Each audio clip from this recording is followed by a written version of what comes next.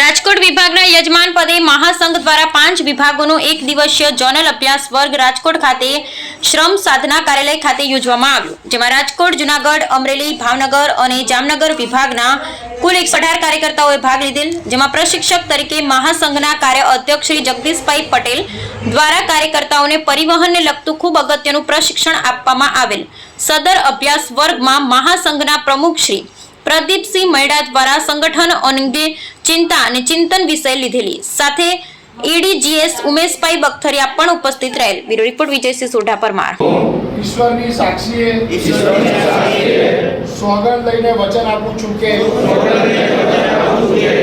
આજ રોજ બીએમએસના એક સંનિષ્ઠ કાર્યકર તરીકે મને એસટી મજદૂર સંઘ દ્વારા યોજવામાં આવેલ અભ્યાસ વર્ગમાં ઉપસ્થિત રહેવાનો મોકો મળેલ છે,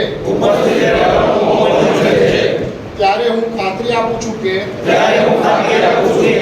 મને જે કોઈ જવાબદારી સંઘ દ્વારા સોંપવામાં આવેલ છે તે જવાબદારી હું કોઈ પણ પ્રકારના રાગ દ્વેષ વારાણસી નીતિ, નાત જાતના ભેદભાવ રાખ્યા વગર નિગમ, કામદાર અને સંગઠનના હિતને ધ્યાને રાખી